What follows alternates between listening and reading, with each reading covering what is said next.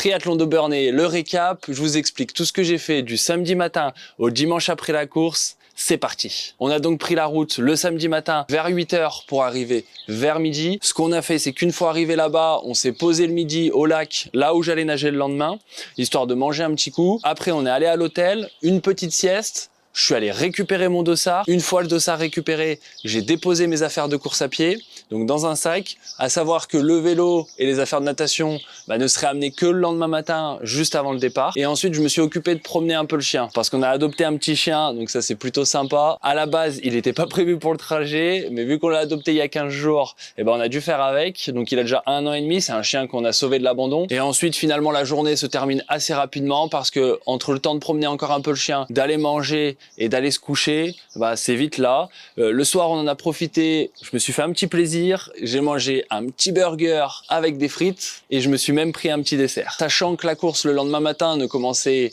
qu'à 9 h 15, j'ai pas fait en sorte de tout préparer la veille, je savais que j'avais largement le temps de préparer le lendemain matin. Et une fois cette nuit passée, ça y est, on est dimanche matin et là, le temps de se préparer, de prendre le petit-déj et de rejoindre le lac, on était un peu limite au niveau timing. Donc on arrive, dépose des affaires, le vélo, les affaires pour le vélo, donc là dépose des gels, la ceinture, le casque, enfin tout ce qu'il faut pour faire la transition vélo correctement. On commence à s'équiper pour la partie natation, la combinaison, et là, je vois le temps. Le départ dans 10 minutes, j'ai même pas encore la combinaison d'enfiler, j'ai même pas encore commencé à m'échauffer et là je me dis que ça va être compliqué. Donc on s'échauffe vite au niveau des bras, les épaules. D'habitude, je m'échauffe aussi au niveau des jambes pour préparer justement le vélo. Là, j'ai pas eu le temps.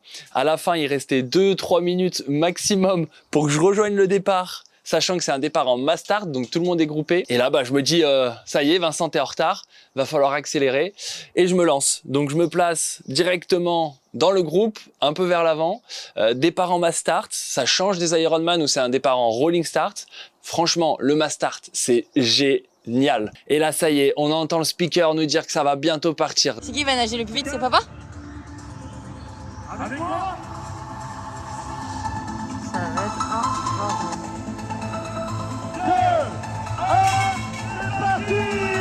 Tout le monde se lance, t'as une marée humaine qui se jette à l'eau. Je suis plutôt bien placé au début. Alors, du coup, entraîné par l'effet de masse, entraîné par le moment, je nage un peu trop vite par rapport au temps que je m'étais fixé. Je fais le premier 500 mètres en 7 minutes 30, ce qui fait 1 minute 30 de moyenne aux 100 mètres, sachant que je vise 1,37, 1,38 de moyenne pour la course. Donc je suis parti vraiment vite. Je vais d'ailleurs le payer après. Il y a 2 sorties à l'australienne. On fait 3 petites boucles en fait du lac pour faire les 2 km 100. Une fois les premiers 500 mètres effectués à 7,30 comme une balle, après ça y est, je commence à le payer. Je sens que je suis parti trop fort. Le cardio monte trop haut et les bras fatiguent plus vite que prévu. Donc j'enchaîne les tours et ça va. J'arrive à sortir une natation en 32 minutes et 30 secondes. Sachant qu'à la base, je visais plutôt un 33 minutes 30 voire 34 minutes. J'ai quand même bien réussi à faire descendre le cardio sur la fin de la course. Donc lorsque je fais ma dernière sortie et que je me prépare pour la transition, le cœur est bien redescendu et je subis pas la sortie de l'eau. Et là, c'est parti, transition, on enlève la combinaison. Le problème, la puce avec le bracelet que j'avais mal installé, j'arrive pas à enlever cette combinaison. Bon, ça va, je m'en sors. Ensuite, je pars vers le vélo. C'est parti, on met le casque, les gels sont prêts, on met la ceinture, les chaussures de triathlon sont sur les pédales avec les élastiques. Première fois que je fais ça, et là je m'élance, je prends le vélo, je cours, et hop, comme par hasard, un petit dodane, et le petit dodane fait éclater les élastiques. Mais c'est pas grave, après je monte quand même facilement sur le vélo, je mets super bien les pieds, et après c'est parti pour le vélo. Donc le vélo c'est 81 km, et c'est que de la montée, il y a 1600 mètres de dénivelé positif, et on fait plus de montée que de descente, parce que le point d'arrivée est plus haut en altitude que le point de départ. Le vélo se passe super bien, les gels sont pris toutes les 20 minutes, c'est respecté. La boisson, c'est respecté. Le nombre de watts moyen, c'est respecté. La puissance moyenne normalisée à la fin, le résultat est exactement celui qui était attendu. Je visais 2h45, je mets 2h43 et 40 secondes. Je suis pile poil dans mes temps, je suis super bien, les jambes, sensation de fou. Alors ça grimpe beaucoup, je suis pas forcément un poids léger parce que je fais 1m95, mais j'ai perdu beaucoup de poids justement pour la course parce que c'est mon objectif, un objectif important pour moi qui est de perdre un maximum de poids pour être moins limité parce qu'il y a un moment, le rapport poids-puissance, quand t'es grand et lourd, t'es toujours perdant. Pour le parcours, la puissance normalisée est de 270 watts et la puissance moyenne de 240. Donc on voit qu'il y a une petite différence, ce qui est normal, à partir du moment où tu as un parcours qui est montagneux ou vallonné, ta puissance normalisée sera toujours largement au-dessus que ta puissance moyenne. Et il y aura moins de proximité entre ces deux puissances que sur un parcours complètement plat. Et en plus de ça, il faut rajouter, donc j'aurais fait même peut-être un tout petit peu plus vite, c'est que je me suis trompé dans une descente, je suis allé tout droit alors qu'il fallait prendre à gauche. Alors ça m'a fait perdre, on va dire 10-15 secondes, mais c'est toujours 10-15 secondes de prix et qui améliore le résultat. Le parcours était génial, c'est vrai que les paysages sont dingues là-bas, puis quand on arrive au point le plus haut, qu'après qu'il te reste que de la descente, là t'es vraiment au top, t'es vraiment heureux. Et la descente, j'ai réussi à bien m'améliorer et je suis vraiment content parce que j'ai fait un excellent vélo. Sortie de natation, je suis 45e, sortie du vélo, donc au moment de la dépose, juste avant d'entamer la course à pied, je suis 29e. Mais bon, malgré cette super place, la transition vélo-course à pied se passe pas super bien. Le vélo est toujours trop grand. Donc quand je pose la selle sur la barrière, et bah là, problème, le vélo ne tient pas. Il tombe une première fois.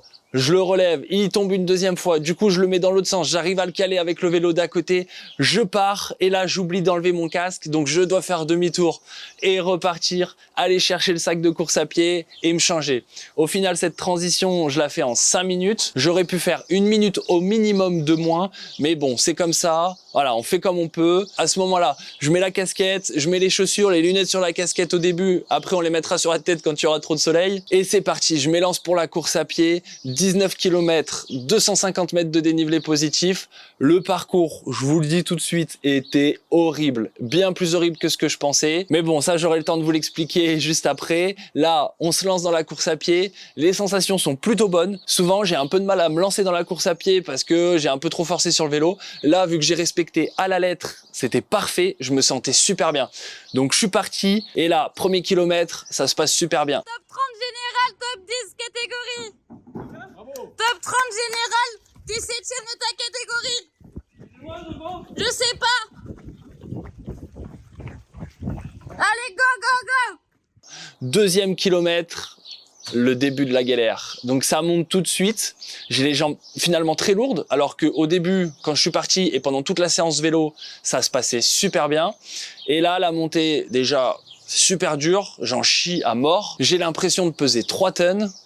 Et j'arrive en haut de la montée, ça redescend sec, mais vraiment très pentu. Et là, les deux quadris, je crampe. Du coup, je suis obligé de courir jambes tendues. Je fais comme je peux. Je marche un tout petit peu, je laisse détendre et ça repart. Je repars. Pas trop vite, mais ça va. Et mon cœur se met à monter tout seul. Je sais pas pourquoi. Je monte à 90% de ma fréquence cardiaque max sur une vitesse où normalement je suis plutôt à 80% de fréquence cardiaque max. Parce que faut savoir que toutes les allures, je les ai testées à l'entraînement. J'ai vraiment fait des reproductions très proches du triathlon. Alors forcément sur des distances et des durées un peu plus courtes, mais jamais vraiment beaucoup plus court. À savoir, il y avait souvent juste une vingtaine, 15-20 km en moins sur le vélo et je faisais juste un 10-12 km en course à pied. C'était juste pour me donner une idée. Et je suis parti sur ces allures et pourtant impossible. Impossible la course à pied. Le cœur qui monte, les crampes qui sont à 2 doigts de me bloquer les jambes. J'ai vraiment, quand je vous dis couru jambes tendues, c'était 2 bâtons, jambes complètement tendues. J'ai avancé comme j'ai pu, mais à partir du moment où la fréquence cardiaque s'est mise à monter, et ben là, j'avais en fait comme un point au niveau de la cage thoracique sur la partie centrale au sternum et impossible d'accélérer. J'avais l'impression que mon cœur battait à 1000 à l'heure et franchement, c'était horrible. En plus, après, comme je vous l'ai dit, le parcours, alors c'est le cas pour tout le monde, mais sur le coup, moi, j'avais l'impression qu'il y avait que moi qui souffrais. Le parcours était en montée avec un terrain rempli de gravier et donc ça glissait pas mal. Donc tu rajoutes ça à la sensation, les cuisses lourdes, les quadris au bord de la crampe. C'était vraiment un enfer. Et là, j'arrive à maintenir les 5-6 premiers kilomètres à une allure correcte et puis j'explose. C'est simple, j'explose. Je marche, je cours, j'essaye de relancer, ça veut plus. Même lors de mes marches, juste parce que ça montait un peu, mon cœur descendait pas. C'est-à-dire que normalement, moi, ça, j'ai toujours eu un côté plutôt positif sur ça, qui est que à partir du moment où je ralentis un peu, mon cœur ralentit facilement et assez vite. Et là, impossible. C'est-à-dire que sur de la marche, je gardais du 85-87% de fréquence cardiaque max. Ça ne descendait pas en dessous. Et là, je me suis dit, ça va être horrible. Et bah, c'était horrible. Ça a été horrible tout le long. J'ai galéré. Alors la course à pied, je visais à la base un temps d'1h30 et j'ai mis presque 1h50. C'était horrible. J'arrivais pas à relancer. Les montées, je les ai quasiment toutes marchées. Les descentes, je relançais et en fait mon cœur remontait tout de suite. Enfin, c'était vraiment une galère. Et en plus de ça, vu que moi c'était vraiment une course test, bah à partir du moment où de toute façon je rentrais plus dans le timing, je me suis dit écoute, ça sert à rien de se casser les jambes en deux. Vaut mieux t'économiser un peu, même si tu dois limiter la casse, t'économiser un petit peu et pouvoir reprendre l'entraînement le plus rapidement possible sans avoir trop de fatigue, sans avoir trop de courbatures. Donc j'ai essayé de gérer tout en gardant quand même un rythme régulier, ce qui fait que j'ai 20 minutes de retard sur le temps que j'avais prévu, sachant que, comme je vous l'ai dit, tout ce qui est en natation, vélo, course à pied, ça a été testé à l'entraînement et j'ai pas eu de surprise, c'est-à-dire que mon temps de natation, oui, je suis allé un peu plus vite, mais il y a l'effet des premiers 500 mètres, c'est aussi simple que ça. La partie vélo, j'ai respecté à la lettre, au watt près quasiment, c'est-à-dire qu'à 5 watts près, je suis pile poil dans ce que je veux. C'est vraiment, je pouvais pas faire mieux. En tout cas, je pouvais pas faire plus reproductif de ce que j'avais fait à l'entraînement. C'était juste ce qu'il fallait. Et tout était dans les cordes. C'est-à-dire que ma fréquence cardiaque pendant le vélo, elle était parfaite. Juste ce qu'il fallait. Je voulais pas dépasser un certain seuil et je l'ai atteint. Juste la fréquence cardiaque parfaite, la puissance parfaite. Et pourtant, arrivé à la course à pied, ça a pas voulu. Alors, est-ce que c'est parce que j'ai fait une longue perte de poids et que je me suis pas arrêté en cours pour reprendre un maximum d'énergie et du coup je subis un peu la fatigue?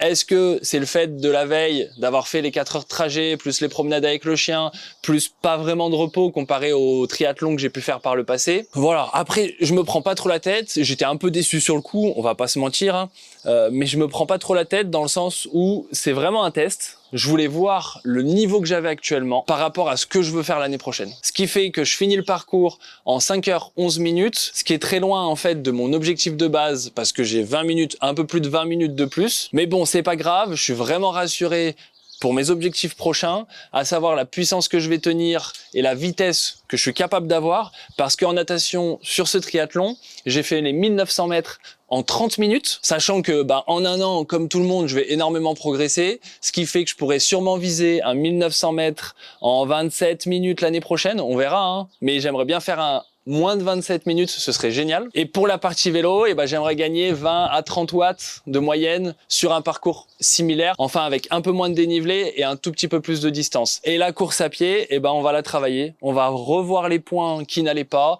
et faire du focus dessus, du travail pour progresser au maximum. Pour résumer cette vidéo, je dirais que c'est assez simple. Je suis content de ce que j'ai fait, même si c'est un gros échec sur la course à pied, ça on peut pas le nier, et du coup un échec sur le temps général. Mais par contre, concernant les perspectives d'évolution par rapport aux résultats que j'ai eu dimanche sont super positifs. Donc je suis hyper confiant pour l'année prochaine. Je vous donnerai les infos sur une prochaine vidéo sur quel est mon objectif prochain, qu'est-ce que je vais mettre en place et comment je vais le faire. Pour avoir toutes les prochaines infos et aussi les vidéos, comme je te l'ai dit précédemment, plus scientifiques sur les planifications d'entraînement, sur les méthodes, sur l'alimentation et plein d'autres vidéos, tu t'abonnes, tu likes et je te dis à la prochaine.